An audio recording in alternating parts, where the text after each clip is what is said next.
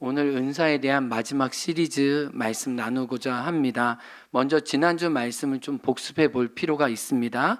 어떤 영적인 원리는 반드시 그 법칙을 따라갈 때 은혜가 있고 효과가 드러난다고 말씀드렸습니다. 특별히 성경을 가만히 보면 은사에 대해서 4가지 영적인 원리가 있다는 것을 알게 되는데 그것을 기억하시기가 좀 어렵겠죠. 그렇죠? 그러니까 제가 이 자리에 쓰는 거죠. 그렇죠? 네, 여러분이 때로는 좀 잊어주시는 것도 저를 위해 도움이 됩니다. 그러나 제가 모션으로 좀 여러분에게 알려드렸는데 오른손 왼손을 들면서 이걸 외쳤습니다. 뭐였죠?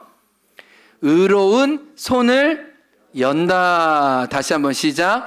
의로운 손을 연다. 자, 이게 4가지 법칙 중에 앞말을 따서 얘기했었는데 첫 번째, 의로운 손의 의는 뭘까요? 우리가 은사를 이해할 때마다 그리스도께 더 의존할 수밖에 없고 모든 좋은 선물을 주시는 하나님을 바랄 수밖에 없다는 이야기를 했습니다. 그래서 은사를 바라보는 사람마다 예수님과 결합하고 예수님을 더 사모하게 되는 은혜가 있다고 얘기하면서 은사의 첫 번째 원칙은 은사를 사용할 때마다 예수님께 붙어있는 의존이 너무 중요하구나 라는 걸 고백하게 되고, 자, 두 번째 뭡니까? 손은 뭘까요? 은사를 사용할 때마다 겸손이라고 얘기했습니다. 자랑할 것이 나에게 없고 이 모든 은사를 아름답게 사용하시는 그 예수 그리스도 앞에 우리가 겸손할 수밖에 없어요. 그래서 의로운 손, 이거는 자, 의존, 그리고 겸손, 이거는 하나님과 수직적인 차원이라고 말씀드렸고, 수평적인 차원에서 2가지 중요한 원칙은 무엇입니까? 연다에서 연은 뭐예요? 옆에 있는 형제 자매와 함께 연결됩니다. 그래서 서신서에 보면 성경에서 가장 많이 나오는 단어가 여러분 놀랍게도 서로라는 말이에요. 서로. 모르셨죠? 성경에서 서신서에 교회에서 쓰신 편지에 서로라는 말을 빼면 그 어떤 성경도 존재하지 않아요. 우리는 그리스도의 몸으로 서로 연결되어 있음을 은사를 확인하게 될 때마다 알게 됩니다. 그리고 마지막은 뭐예요? 다에서 다는 뭐예요? 모두가 다 똑같아지는 것이 아니라 각자 다양한 은사로 그리스도의 몸과 하나님의 나라를 세우게 된다고 얘기를 했습니다. 그리고 오늘은 이 4가지 법칙에 따라 은사의 실제에 대해서 좀 여러분과 나눠 보려고 해요. 저는 이제 교회를 세우는 사람으로서 하나님 나라에 여러분 각자 기여하기를 원해요. 하나님 주신 달란트가 여러분에게 있으니까 그러기 위해서 좀 돕고 싶었습니다. 그래서 지금 각 목장별로 좀 한 3개 목장 정도 하신 것 같은데 앞으로 2주 정도는 이 은사에 대한 이야기를 실질적으로 다뤄보겠습니다. 그래서 6장을 준비해서 지금 133개의 질문지에 따라 여러분의 은사가 무엇인지 드러날 수 있도록 체크를 했습니다. 그래서 체크를 하다 보면 3가지 정도를 확인해 주세요. 3가지 나의 주된 은사와 나에게 은사가 아닌 것들이 이 은사 테스트 하다 보면 나옵니다. 물론 저도 저의 은사가 무엇인지 잘 알고 있었지만 이 말씀을 준비하면서 다시 은사 테스트를 새롭게 해보았어요. 근데 놀랍도록 이 은사 테스트를 해보니까 내가 받지 않은 은사, 나에게 없는 은사와 나에게 있는 은사가 무엇인지 다시 한번 정확하게 명확해졌습니다. 저에게 은사 테스트의 항목에서 이제 해보신 분들 알겠지만 7개를 더하면 총점이 제일 많이 나오면 21점이에요. 그 제일 점수가 제일 적게 나온 게 하나님이 나에게 주시지 않는 은사입니다. 제가 받지 않는 은사의 대표적인 게 은사 테스트에서 빵점 나온 게 제주 기술, 손으로 하는 게 완전히 빵이었어. 7가지 항목에 그래도 1점이라도 나오겠지 했는데 하나하나 아무리 다 더해봐도 7개 항목이 다 0이었어요. 그러니까 이용일 집사님 지금 손재주 기술의 은사가 대부분 1이 아닐까 싶은데 저는 이용일 집사님 같은 분이 없으면 실제로 이게 어려워요. 제가 왜 이 제주 이 기술의 은사가 왜 없는지 보면 어렸을 때부터 저는 제 어린 기억에 장난감은 무척이나 좋아했는데 장난감을 사는 동시에 제 안에는 이 가르침의 은사, 설득의 은사가 해서 친구를 잘 타일러가지고 네가 장난감 만들어주라 해서 그 친구가 만들어주면 그 친구는 만드는 기쁨을 누리게 하고 다 만들어진 장난감을 어렸을 때부터 누렸어요. 그러니까 저는 어렸을 때부터 이렇게 손으로 하는 재능은 없었다는 걸 제가 그냥 알아요. 근데 만약에 여러분이 저에게 손으로 하는 어떤 기술을 저에게 요구하시면 여러분은 실족해서 집으로 돌아가실 거예요. 분명해요. 저는 그 그 은사는 받지 않았어요. 영이에요. 그러니까 제가 이걸 알면서 진짜 나는 이게 영이구나. 이게 이 시골 목회에서 이 손재주를 가지신 분들이 아니면 이 교회 살림을 꾸려가기가 정말 어렵구나. 다시 한번 느끼게 됐어요. 이제 삼다수 목장에 우리 이마영 목자님이 계시는데 어제 이야기를 하다가 목사님 저는 전도의 은사가 빵점이 나왔습니다 라고 얘기를 하는 거예요. 솔직히 그러니까 아무리 질문질을 해도 점수를 주고 싶어도 점수가 전혀 그렇지 않다. 전혀 그렇지 않다. 늘 그렇다는 3점이고 뭐 이렇잖아요. 보다 보면.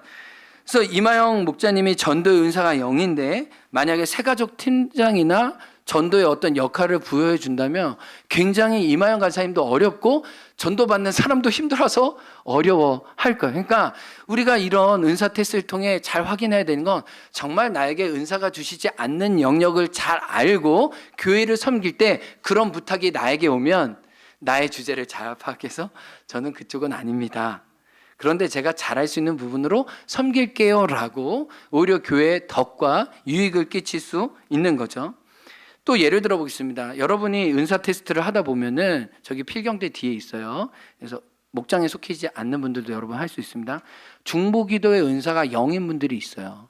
특별히 다른 사람에 대한 관심이 없고 특별히 국률한 마음이 별로 그렇게 없는 분들이 있습니다. 어떻게 보면 그분 다스림이나 행정이나 이런 은사가 있는 분들이 있어요. 근데 그런 분들이 지속적으로 기도 부탁을 받으면은 기도의 효과가 별로 없겠죠. 왜냐하면 본인이 은사대로 사역하는 게 아니니까. 그런 분들은 어떻게 해야 되냐? 기도 부탁을 받으면요, 기도를 거절하지 마시고 기도와 믿음의 은사가 있는 분들에게 그걸 토스를 해줘야 돼요. 이해되시죠? 그래서 여러분도 기도해야겠지만 내가 지속적으로 그분을 위해서 중보기도하고 믿음으로 일으키기가 어려우면 이수경 권사님이나 우리 교회 권사님 찾아가서 새벽 예배 때 꼭 이분들 위해 기도해 주세요. 내가 그 기도에 은사를 가지고 있는 분들에게 토스함으로써 교회의 아름다운 덕을 또 이룰 수가 있겠죠. 대접의 은사가 없는 분들은 여러분의 집을 자꾸 초대해서 사람들에게 오는 게 여러분도 부담스럽고 힘들겠죠. 그러니까 내가 힘들고 버겁고 어려운 일들 잘 알아야 내가 다른 사람도 해하지 않으면서 나도 건강하게 이 공동체 생활을 유지할 수 있습니다. 그러니까 여러분이 한번 꼭 은사 테스트를 해보시고 내가 못하는 거 3개 정도를 보면서 옆에 있는 분들에게 도움과 여러분 자신에 대한 이해를 해주시면 됐고요. 또 은사 테스트 하다 보면 제일 높은 점수 3가지 나오는 게 있습니다. 여러분 그것들을 좀 잘 보세요. 저도 했는데 저도 제 자신에 대해서 놀랐어요. 뭐냐면 저는 가르침의 은사, 뭐 교사의 은사, 뭐 지혜의 은사 이런 게 있을 줄 알았는데 그거는 그렇게 별로 4, 5위 정도였고 제일 먼저 나온 게 17점이 똑같이 2개였는데 그거는 지도력의 은사와 격려의 은사였어요. 지도력의 은사는 비전을 제시하고 동기부여하고 사람들을 앞으로 하나님의 뜻을 향해 나가도록 하는 은사죠. 그러니까 하나님이 이 교회를 세우면서 담임 목사로서 이 지도력의 은사를 느헤미야처럼 더 많이 부어주시고 계시는구나라는 거를 은사 테스트하면서 이 은사가 지금 내가 제일 많이 개발되고 있고 성령님이 은사를 통해 교회를 섬기도록 여러분을 섬기도록 이끌어 주시는구나. 그래서 주의 부르심을 분명히 바라보게 하고 동기부여해서 한 방향으로 나아갈 수 있도록 우리가 한 전열을 이루어서 하나님 나라를 향해 우리가 행진할 수 있도록 그런 빌라델비아 교회의 소망으로 저와 여러분이 나가도록 하나님이 이런 지도력의 은사를 주신 거구나. 그리고 또 하나는 격려의 은사인데 제가 요즘 기도해요. 하나님 만나는 분마다 제가 하나님의 말씀으로 하나님의 그분에게 있는 귀한 보증한 보석을 하나님 제가 일으켜 세우기를 원합니다 라는 그런 기도가 돼요. 근데 하나님이 이 기도와 마음의 소원을 따라 만나는 분들에게 그런 은혜를 주세요. 그래서 제가 2주 후에는 이제 다른 교회 가서 이제 주일날 설교하러 가게 됐는데 그 목사님이 아예 주제를 정해줬어. 그 교회 5주년인데 격려와 축복이래. 그냥 그 메시지만 전하다 가래요. 그러니까 그분이 저의 은사를 알고 거기에 맞춰서 불러오신 거야. 그래서 저는 뭐 어떤 주제를 하던 격려하고 위로하고 세우고 와야 돼. 그게 저의 삶이에요. 근데 그걸 하면서 제가 너무 기쁘고 행복해요. 그래서 여러분도 보세요. 하나님이 여러분에게 주신 은사를 주실 때 그것이 기쁘고 행복합니다. 예를 들어 볼게요. 지금 생각난 건데 우리 수연자매님 어제 들락날락 센터 우리 환대할 때 각자 자기 역할이 다 있었습니다.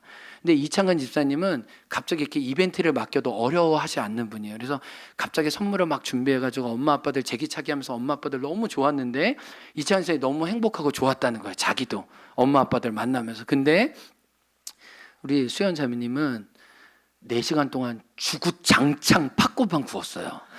팝콘만 굽고 또 팝콘만 굽고 또 팝콘만 굽고 또 나눠주고 그러면서 자기 체질이라는 거야. 자기 은사라는 거야. 사람 한 명도 안 보고 튀기고 목사님 저의 은사를 발견했습니다. 근데 저 같은 사람이 4시간 동안 튀기면 전 죽어요. 전 진짜 안 돼요. 근데 우리 수연자매는 팝콘만 튀겨도 자기가 너무 행복하고 자기 은사대로 맞는. 그래서 다음 주에 한 번 더 튀길 수 있는 기회를 드리려고 해요. 수연자매 와 이렇게 해가지고 오늘 튀겨주고 싶었는데 팝콘이 모자랐어. 이게 옥수수 다 먹어서. 제가 그러면서 어제도 뭘 느꼈냐면 참 나에게 맞는 은사와 나에게 어려운 은사가 있구나. 그런 어떤 영적인 원리를 한번 교회에서 작은 현장이지만 보게 되는 거예요. 그리고 여러분도 여러분의 삶의 환경과 비춰보기 원하는데 제가 놀랐던 것이 저에게 대접의 은사가 점수가 아주 높게 나왔어요. 16점이 나왔습니다. 근데 저는 저에게 대접의 은사가 없다고 생각해서 이 질문이 이해 안 돼서 다시 한번 검토해 보기 시작했어요. 그런데 이 질문에 따라 제가 응답했을 때 제주도에 살면서 특별히 많은 목사님들을 만나고 선교사님들을 만나고 엘리야처럼 로뎀나무 그늘이 필요한 분들을 많이 만나면서 그분들을 위로하고 세우다 보니까 이 대접의 은사와 격려의 은사가 불일듯 다시 일어나게 됐구나라는 걸 알게 됐어요. 여러분이 만약에 여러분이 주신 직임과 책임에 오랫동안 있다 보면 그 은사들이 여러분도 개발되는 걸 느끼게 될 거예요. 이렇게 이 은사라는 게 내가 지금 어떤 상황과 삶의 자리에 지속적으로 주님을 따라가고 있는지가 또 이 은사 안에 드러난다는 걸 알게 되었습니다. 이런 이해들을 가지고 우리가 은사 테스트를 해보기 원해요. 그러면 여러분의 열정, 여러분이 지루해야 하는 일, 여러분이 낙심해야 하는 일, 여러분이 가장 즐거우면서도 누군가에게 공헌할 수 있는 일이 나올 거예요. 그래서 이런 이야기들이 우리가 좀 이 2주 동안 좀 많이 나오기 원하고, 그래서 사역을 통해 우리 서로를 돕는 일이 있으면 좋겠어요. 그러면서 이 은사에 관련해서 좀 4가지 실제들을 더 나누려고 합니다. 첫 번째는 따라해 보겠습니다. 은사와 나다움. 결론으로 말하면 여러분이 은사를 잘 알고 활용할수록 그 은사를 통해 여러분 다음이 잘 드러납니다. 따라해 보겠습니다. 은사는 나다움을 잘 드러냅니다. 시편 103편 4절 말씀 한번 읽어보겠습니다. 시작. 이는 그가 우리의 체질을 아시며. 하나님이 우리의 체질을 아십니다. 여기서 체질이란 말이 옛제르란 말인데 아제르란 말에서 왔어요. 이 아제르란 말은 토기장이라는 거예요. 여러분, 토공이 그릇을 빚을 때 그 흙의 성분과 재료에 맞게끔 빚는다는 것 아세요? 어떤 그릇으로 만들지 그 토양과 그 흙의 어떤 성분에 따라 다르다는 거 여러분 아시죠? 마치 농부가 행원에서 당근을 심는 이유가 모래밭에 당근이 잘 되게끔 심는 것처럼 하나님이 우리의 체질을 아시고 여러분의 유전과 여러분의 기질과 여러분의 환경과 여러분에게 가장 좋은 것과 여러분의 열정을 잘 고려해서 통기장이신 하나님이 성령님을 통해서 여러분에게 은사를 주시는 거예요. 아멘. 이거 정말 우리는 믿고 확신할 필요가 있어요. 또 고린도전서 2장 10절 말씀 한번 읽어보겠습니다. 고린도전서 2장 10절 시작. 오직 하나님이 성령으로 이것을 우리에게 보이셨으니 성령은 모든 것 곧 하나님의 깊은 것까지도 통달하시니라. 성령님은요, 하나님의 깊은 생각을 헤아리시고 그것을 우리에게 가져다 주시는 전달자예요. 하나님 우리를 아제를 아십니다. 토기장이처럼 하나님이 아셔서 우리에게 주고자 하는 영적인 은사를 우리에게 직접 우리 삶 가운데 존재 가운데 넣어주신 분이 성령님이에요. 그래서 이 은사는 나에게도 가장 좋은 것이고 하나님이 보실 때도 가장 선하고 좋고 아름다운 세트로 저와 여러분에게 보내주셨다는 것. 그러면 이런 이해가 있으면 우리가 어떻게 할 수 있습니까? 누구와 비교하지 않아요. 누가 견주지 않아요. 누가 잘났다고 누가 못했다고 도토리 키재기처럼 그렇게 하지 않아요. 요한복음 21장에 예수님에게 베드로가 묻죠. 주님, 저 요한은 어떻게 되겠습니까? 주님 하죠. 너와 상관없다. 무슨 상관이냐? 너는 나를 따르라. 여러분 중요합니다. 하나님이 저와 여러분에게 주신 은사로 주님을 따르면 주님은 그것으로 족하다라고 말씀하시는 거예요. 아멘. 그래서 우리가 기대하기 원해요. 소망하게 돼. 내가 주님을 섬기다 보면 그 섬김 속에 나다움이 꽃이 피는구나. 성령님이 주신 선물꾸러기가 나에게 온전히 드러나겠구나. 라는 기대감을 여러분이 가질 수 있어요. 아멘. 우리 옆에 있는 분들에게 은사를 통해 여러분 다움을 발견하십시오. 한번. 네. 아멘. 진짜 그렇게 되길 원합니까? 아멘. 아무도 정말 잠겨 있지 않고 그 은사들이 다 발현되기 원해요. 두 번째로 은사의 개발에 대한 실제를 좀 생각해 볼 필요가 있습니다. 제가 아까 전에 대접의 은사가 이 제주도라는 삶의 환경에서 많이 개발되어 있듯이 여러분이 어떤 사람과 특정한 위치에 계속 있다 보면 하나님이 다른 사람을 섬길 수 있도록 그 은사를 깊고 넓게 키우시는 것을 알게 돼요. 다시 한번요.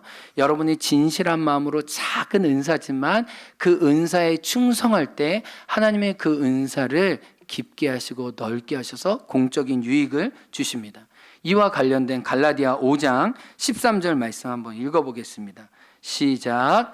형제들아 너희가 자유를 위하여 부르심을 입었으나 그러나 그 자유로 육체의 기회를 삼지 말고 오직 사랑으로 서로 종노릇하라. 여러분, 은사는 나다움이 드러나는 것이긴 하지만 나를 위해서 주신 게 아니에요. 다시 한번요. 은사를 우리가 잘 받을 때 나다움이 거기에 꼽히기는 하지만 나만을 위해서 존재하는 게 아니기 때문에 여러분이 하나님이 주신 은사로 다른 사람들을 서로 종노릇하기 시작할 때 놀랍도록 그 은사가 공적으로 30배, 60배, 100배 열매 맺는 것을 여러분이 보게 될 것이에요. 그래서 제가 임상적으로 보게 되는 것은 목회 현장에서 신앙생활을 오래 했다고 은사가 발현되는 게 아니고요. 섬김의 자리에 애써서 자기 자신을 드리는 사람들이 실제로 여러 은사가 개발되는 거예요. 이거는 연륜의 문제가 아니에요. 이건 섬기는 현장의 문제라는 거예요. 제가 20대 때 감리교회에서 전도사 생활을 할 때 저와 나이가 같은 우리 선생님이 저에게 이런 얘기를 했어요. 목사님 참 은사가 많으신 것 같아요. 목사님 어떻게 이렇게 은사가 많으세요? 라고 저에게 질문할 때 저는 그 선생님에게 아무런 질문할 게 없어요. 왜냐하면 제가 은사가 많다고 저는 한 번도 생각해 본 적이 없어요. 근데 한 주간, 2주간 제 자신에 대해 살펴보면서 내가 은사가 많은 부분에서 개발됐다는 걸 알게 됐는데 그게 뭐냐면 어렸을 때부터 계속적으로 다른 사람을 섬기는 자리에 있었다는 것. 하나님이 그런 부분에서 은사를 키워주셨구나. 제가 중학교 2학년 때부터 교사와 보조교사 반사를 했거든요. 중학교 2학년 때부터 초등학교 6학년을 가르쳤어요. 제가 생각해도 너무 웃겼어요. 나는 아무런 자격이 없는데. 그리고 고등학교 3학년 때는 그때 아버님 교회가 많이 어려웠으니까 오후 4시 예배를 제가 인도하고 그 당시 4시에 주일학교 있었잖아요. 우리 교회학교 있었잖아요. 2부 순서 있었잖아요. 아이들 데리고 축구 차고 막 놀고 이러고 그다음에 제가 대학생 때도 군부대 가서 막 찬양 인도하고 이런 걸 보면서 내가 원래 그런 인사가 작았지만은 계속적으로 섬기려고 할 때 하나님이 은사를 깊게 하시고 넓게 하셔서 공적인 유익이 되게 하시는구나 라는 걸 알게 됐어요.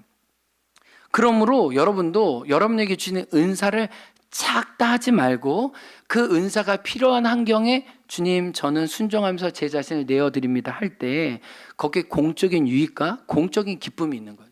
예를 들어 어제 이제 진짜 사람이 너무 많이 와가지고 이사랑 선생님, 목사님 표정이 안 좋으신데요? 이제 그만하시죠. 막 이랬어요. 어제 애들이 너무 많이 오니까 저도 겁나는 거예요.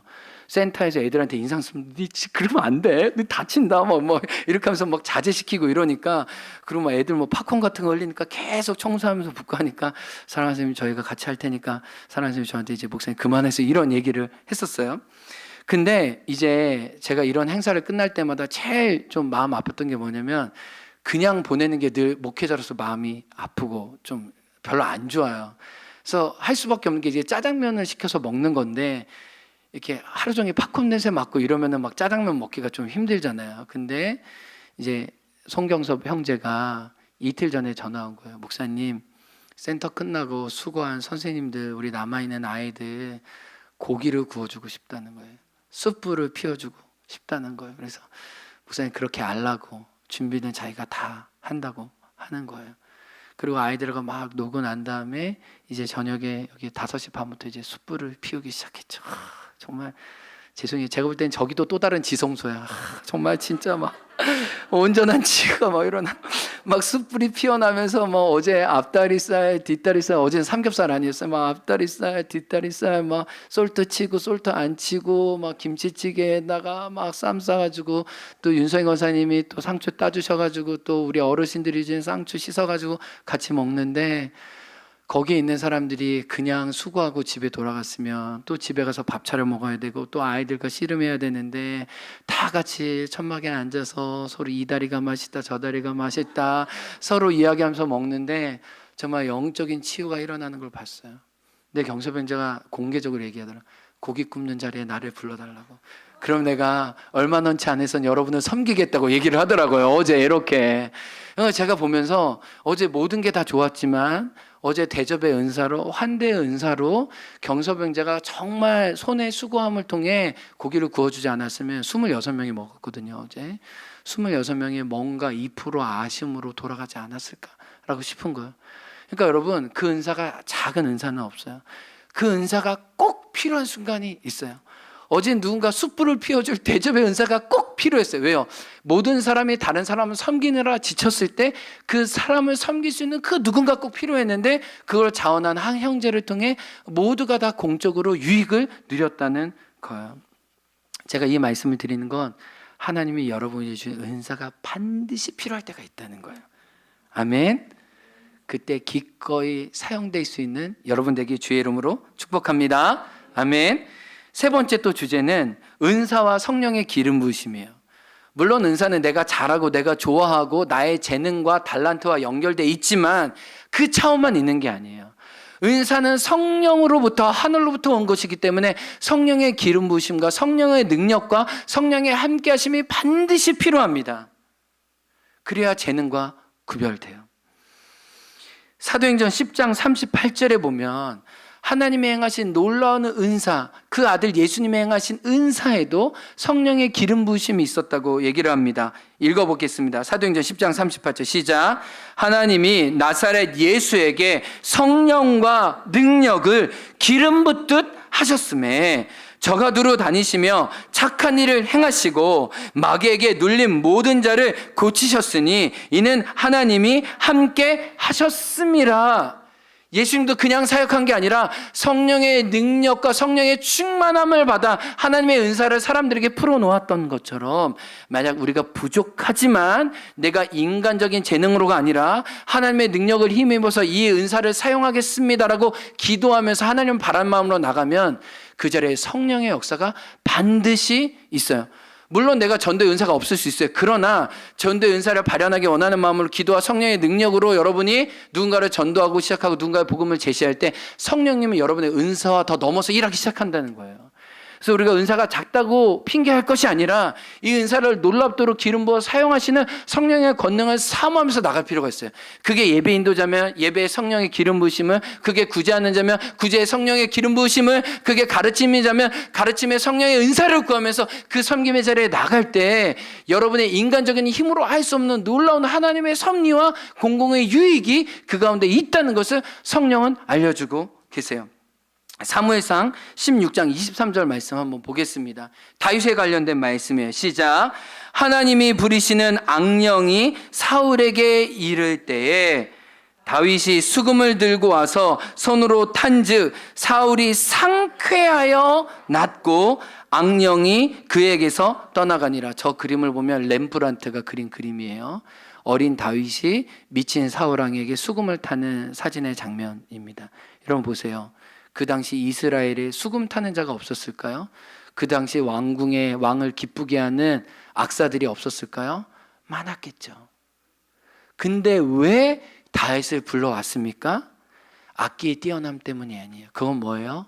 그 다윗에게 성령의 기름 부으심과 하나님의 영이 함께했기 때문에 그 어둠을 물리칠 수 있는 권세가 그 찬양 중에 드러나게 된 거예요. 아멘.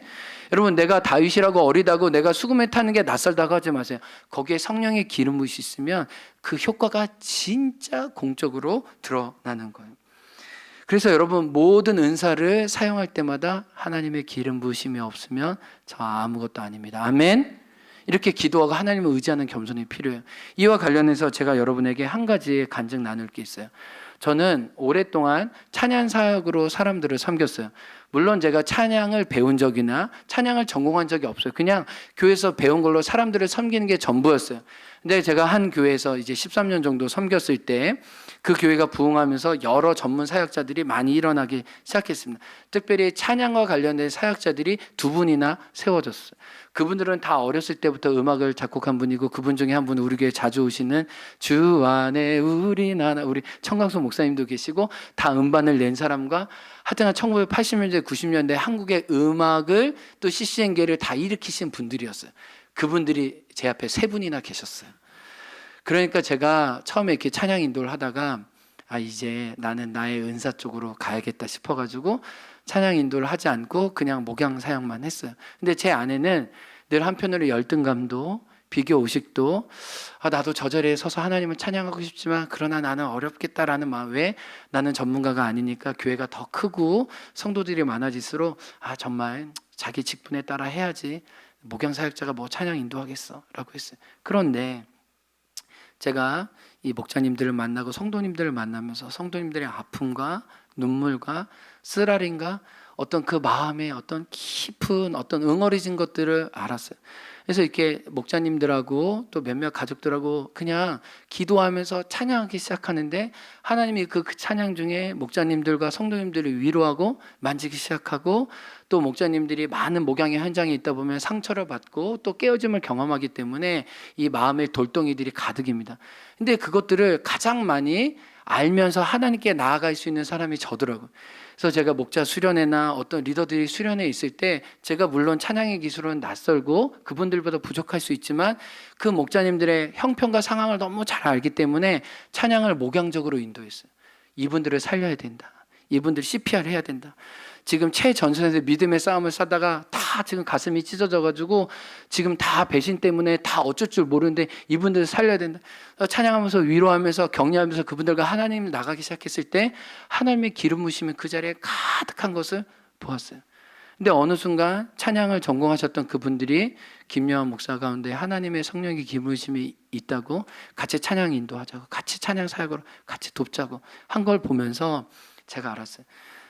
내게 주신 것들 작다하지 않고 하나님의 마음을 가지고 그걸 섬기려고 할 때 하나님 그 마음을 정말 귀하게 여기신다는 걸 제가 다시 한번 저의 삶에서 느끼게 됐어요. 누가 비교할 필요 없고 누가 견주할 필요 없고 하나님이 나에게 주신 것으로 내가 이 사람을 살리고자 해서 살릴 수 있는 분이 하나님밖에 없으니까 하나님께 그를 드리고자 할 때 하나님이 그 자리에서 역사하시더라고요. 아멘. 그래서 여러분, 우리가 은사를 통해서 내가 내 잘난 맛에 그거 아니잖아요. 정말 그 사람을 살리고자 그 은사를 사용한다고 한다면 하나님 반드시 그것 가운데 일을 행하세요. 여러분, 구제할 때도요, 누군가에게 어떤 재정을 나눌 때도요, 여러분이 기도하고 하나님의 마음으로 나누기 시작하잖아요. 거기에 성령의 기름 부으심이 있습니다. 제가 대학교 때 우리가 플로잉을 연습하고 서로 나누는 거 연습할 때 한 형제가 한 자매에게 플로잉 하는데 거울을 플로잉 했어요. 그래서 하나님 주님께서 하나님이 당신을 어여쁘고 이쁘다고 얘기하기 원하세요. 근데 당신은 한 번도 당신 자신을 아름답게 바라보지 않았는데 오늘 이 나눔을 통해 당신이 얼마나 존귀한지 하나님이 알려주기 원하세요. 그 자매가 그 자리에서 기절할 정도로 울면서 하나님의 치유를 경험했어요. 여러분, 거울은 아무것도 아니에요. 그러나 이 거울을 통해 우리가 기도하고 하나님의 마음으로 그 사람을 살리고자 할 때 그 거울 하나가 대학생 20살 자녀를 일으키더라고요. 그러니까 우리가 누군가를 살리고자 이 공적인 유익으로 이 은사를 사용하기 시작하면 하나님 반드시 여러분도 살리고 그도 살립니다. 아멘. 이런 기대를 가졌으면 좋겠어요. 아멘. 네 번째는 은사는 근데 사그라들 때도 있다는 거예요.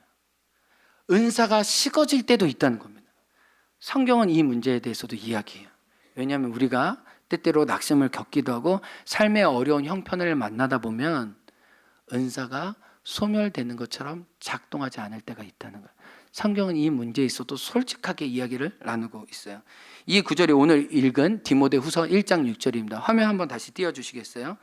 디모데후서 1장 6절은 은사가 사그라들었던 디모데에게 사도 바울이 하는 말씀입니다. 시작. 그러므로 내가 나의 안수함으로 내 속에 있는 하나님의 은사를 다시 부릴 듯 하게 하기 위하여 너로 생각나게 하노니. 여러분, 여기서 중요한 게 다시 부릴 듯 한다는 거예요. 리캔들이라는 말인데, 디모데가 지금 영적인 은사가 죽었다는 거예요. 빛을 발하지 못하고 있다는 거예요. 하나님이 활발하게 주신 은사로 교회를 섬기고 이웃들과 세상을 섬겼던 적이 있는데, 지금은 목회 여러 가지 상처와 아픔과 어려움 때문에, 지금 낙심 때문에 이 은사가 사그라들고 있다는 것을 들었어요, 바울이.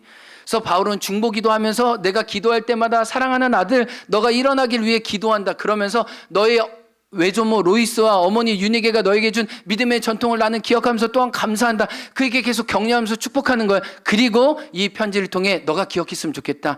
우리 교회에서 장로들과 함께 너에게 안수기도 했을 때 성령님이 공적으로 너에게 주신 은사가 드러나지 않았냐.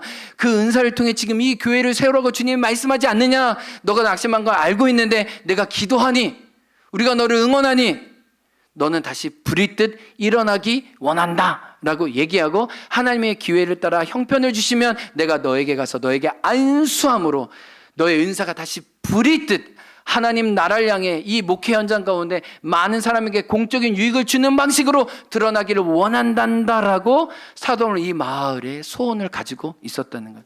여러분, 이게 디모데에게만 일어나는 것이 아니라 실제로 저와 여러분 모두에게 일어납니다. 그렇지 않아요?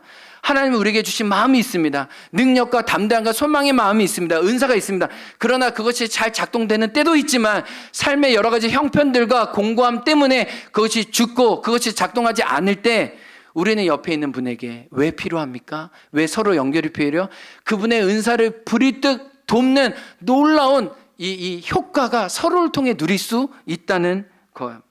사도 바울이 내가 안수함으로 너의 은사가 부릿듯 일어나는 것처럼 여러분 누군가 격려해주고 세워주고 그를 일으켜주고, 당신이 나에게 어떤 은사를 통해 나에게 어떤 유익을 주었습니다. 당신이 나에게 이런 성품을 베풀어줬는데 그때 나에게 어떤 작용이 있었고 참 내가 그걸 잊지 못합니다. 당신이 이런 부분 때 어려움이 있는데 당신이 다시 한번 하나님 앞에 일어나도록 나도 당신 옆에 함께 하겠습니다 라고 구체적으로 도와주고 마음과 응원을 보내기 시작할 때 그가 여러 손길을 통해 다시 활활 타오를 수 있는 거예요. 그러니까 지금 예배드리는 우리는 서로가 서로에게 거룩한 불쏘시개예요. 아멘. 우리가 죽어 있을 때 나 혼자면 꺼질 수밖에 없지만 옆에 사랑하는 목자님과 우리 장로님과 권사님과 사랑하는 선생님들이 있기 때문에 우리가 이 은사의 불꽃을 다시 일으켜서 일어날 수 있는 거예요. 그런데 여기서 제일 중요한 게 뭐냐면 그 사람을 살리고자 하는 진정성이에요. 진실함이에요. 정성과 순수함을 담으면 그것을 받는 사람들이 감동하고 다시 일어나요. 일부 예배 때 우리 유재래 집사님이 오셨는데 제가 이제 어르신들 집을 가끔가다 이제 신방을 하면은 어른들과 대화하면서 제가 많이 배워요. 이제 작년이었는데 우리 유재래 집사님 아시잖아요. 여러분 유재래 집사님 형편 아시는 분들은 아시잖아요. 정말 어려우시잖아요. 저희 교회에서 제일 어려우신 분 중에 한 분이잖아요. 근데 유재래 집사님이 저에게 목사님 내가 마침 기도하면서 준비한 게 있었는데 목사님이 이렇게 마침 신방을 왔다고 얘기를 하시는 거예요. 그래서 그게 뭐냐 뭐 얘기를 해달라 했더니 그게 아니고 막 이렇게 주머니에서 이렇게 봉투를 꺼내시더니 유재래 집사님의 특유의 필체가 있어요. 이렇게 목사님 사랑해요 뭐 이렇게 특유의 글씨가 있어요. 그래서 자기가 목사님에게 가운을 해주고 싶었다는 거예요. 목사님 가운을. 근데 목사님이 좀 가운을 안 입은 것 같았는데 그 가운을 해주고 싶었다는 거예요. 옷을 해주고 싶었다는 거예요. 근데 제가 유재래 집사님이 얼마나 어려운지 알기 때문에 내가 목회자로서 유재래 집사님이 이 봉투를 꺼내주시는 거 정말 받고 싶지 않았어요. 그냥 그건 하나님이 원하시는 일도 아니고 내가 오히려 구제하고 섬겨드려야 될 분에게 내가 받는 것이 정말 맞지 않다고 생각해서 고사했어요. 근데 유재래 집사님이 왜 내가 기도하면서 준비한 거를 받지 않느냐고 저한테 얘기하셨어요. 그러면서 제가 이 주신 돈을 어떻게 잘 내가 영적인 의미를 받을 수 있을까 하다가 씨름하다가 제가 어떤 생각이 들었냐면 유재래 집사님한테 유재래 집사님 제가 목사 안수를 받을 때 제가 솔직히 가운을 맞추지 않았어요. 그래서 저희 아버님이 입으셨던 가운 많이 낡고 헐었죠. 그러나 저는 그게 너무 영광스럽다고 생각하고 물론 목사 가운에는 다 자기 이름이 있어요. 김경환으로 적혀 있는 가운을 제가 이렇게 했어요. 그래서 우리 교회 보신 분들 알겠지만 저는 이렇게 교회 성만찬이나 이렇게 집례할 때 늘 검은 가운만 입었어요. 흰색 가운을 마치지 않았기 때문에. 근데 뭐 괜찮았어요, 저는. 근데 유일의 집사님에게 약속을 했어요. 집사님, 그러면 제가 이 주신 돈으로 흰색 가운을 마칠게요. 그리고 거기에 저의 이름도 새겨놓고, 저의 이름도 새겨놓지만 저는 그 가운을 입을 때마다 유일의 집사님을 꼭 기억할게요. 제가 흰색 가운 입고 나면 그 다음 주에 또 주중에 유일의 집사님 저 흰색 가운 입은 거 봤죠? 우리끼리 막 이래요. 이 가운 입을 때마다 저는 마음으로 울어요.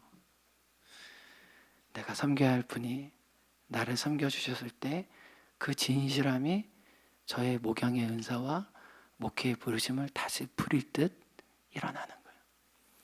그건 돈의 큼의 문제가 아니에요.